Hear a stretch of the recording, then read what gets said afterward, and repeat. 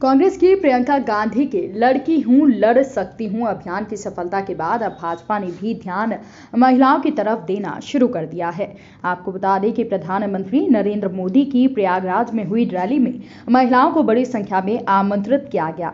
महिलाओं के लिए कुंभ स्थली प्रयागराज में आज सौगातों की बारिश हुई। इसी क्रम में योगी सरकार की ओर से शुरू की गई कई महिला योजना की शुरुआत करते हुए पीएम नरेंद्र मोदी ने विपक्षी दलों पर हमला बोला। समाजवादी पार्टी या फिर अखिलेश यादव का नाम लिए बिना पीएम मोदी ने कहा कि 5 साल पहले यूपी की सड़कों पर माफिया राज था, सत्ता में गुंडों की हनक हुआ करती थी और इनकी सबसे ज्यादा पीड़ा महिलाओं को झेलनी पड़ती थी। उनके लिए सड़क पर निकलना मुश्किल था। महिलाएं थाने जाती थी तो अपराधी और बलात्कारियों को छुड़ाने के लिए किसी का फोन आ जाता था। आज योगी जी ने इन गुंडों को सही जगह पहुंचाया है। आज यूपी में सुरक्षा भी है और अधिकार भी है। इस नए यूपी को अब कोई वापस अंधेरे में नहीं ढकेल सकता। पीएम नरेंद्र मोदी ने प्रयागराज में कहा कि हमारे प्रयासों के चलते देश के कई राज्यों में बेटियों की जन्म दर में वृद्धि हुई। महिलाओं के लिए मातृत्व अवकाश को बढ़ाकर 6 महीने किया गया। बेटियों को स्कूल ना छोड़ना पड़े, इसके लिए हमने बहुत से काम किए। बेटियों के लिए स्कूलों में अलग से शौचालय बनवाए, सैनिटरी पैड्स बंटवाने का काम तक किया। उन्होंने कहा कि सुकन्या समृद्धि योजना के तहत 2.5 करोड़ बेटियों के नाम खाते खोले गए हैं। स्कूल कॉलेजों के बाद करियर से लेकर हर कदम पर महिलाओं की सुविधा और स्वास्थ्य का ध्यान रखा जा रहा है। आयुष्मान भारत योजना के तहत सबसे ज्यादा लाभ हमारी बहनों को हुआ है। अस्पतालों में डिलीवरी से लेकर अन्य तमाम इलाज इस स्कीम के जरिए हो रहे हैं। पहले जीवन पर संकट रहता था, अब 5 लाख रुपए तक के मुफ्त इलाज की सुविधा मिलने से ये चिंता दूर हो गई है।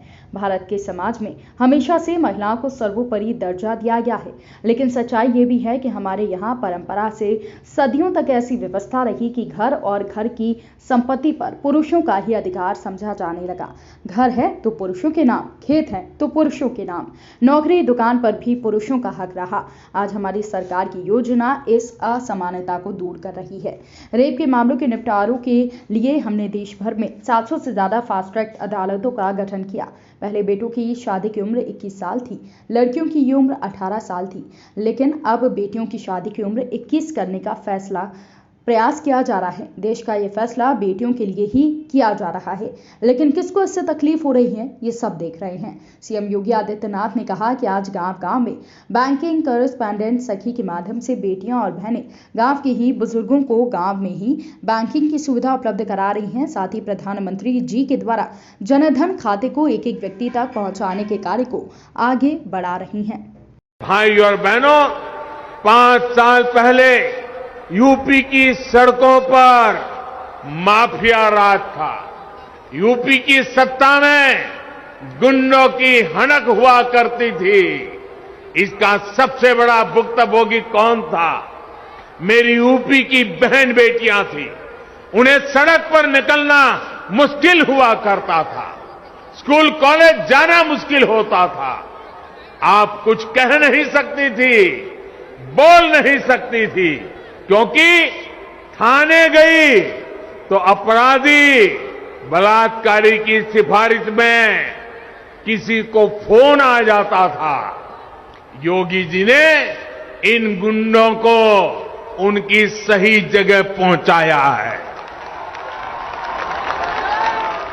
सरकार अलग अलग सेक्टर्स में स्वयं सहायता समूहों को जो सहायता दे रही है,